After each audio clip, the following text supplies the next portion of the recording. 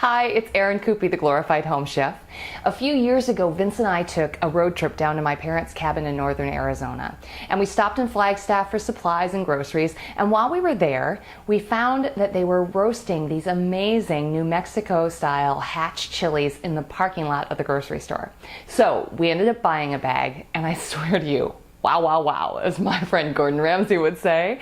I just thought they were so good. I have seriously been dreaming about them ever since. So I thought today it would be really fun to make some homemade roasted chilies. So the first step is that we have to roast these peppers.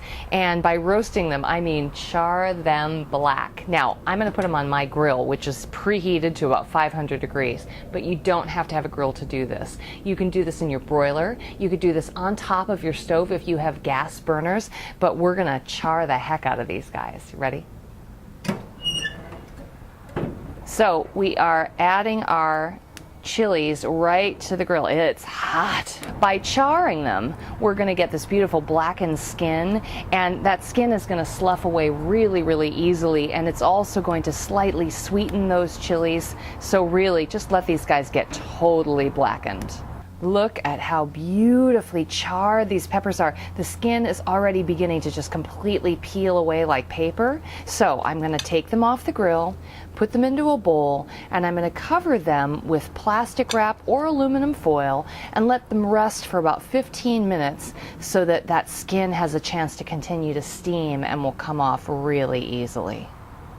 My roasted chilies have been cooling for about 15 minutes, so there's a good amount of steam that's collected, but I can feel the bowl is relatively cool to the touch, so it's time to start peeling them. I'm going to peel this plastic back first. Incidentally, if you don't use plastic wrap, you can use aluminum foil, but getting a good seal on the bowl really does allow for that steaming to happen so the skin gets much looser. All right, let's take a look. Coming for the close-up, my dear. Just take a look at how easily this skin just peels away from that chili. Isn't that amazing?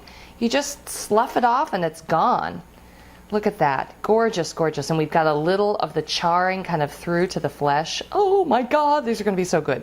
Okay, so I'm using gloves because, again, that protects my hands. However, if you do not have gloves, that's not a problem. I'm going to give you a little recipe for a little bleach and water solution that will help take any heat that you might feel when working with chilies away from your skin. Just check out glorifiedhomechef.com. And now that the skin is peeled away, I'm going to take off the top of the chili stem and I'm going to split the chili right down the middle. And that's going to allow me to open up and take a look at those seeds on the inside. Now you see that the seeds are mainly toward the top of the chili where the stem connects. Incidentally, that's also where most of the heat collects in a chili. So if you're super sensitive to the heat of chilies, but you like the flavor, try going ahead and using the bottom 2/3 down toward the tip, the bottom 2/3 of the chili.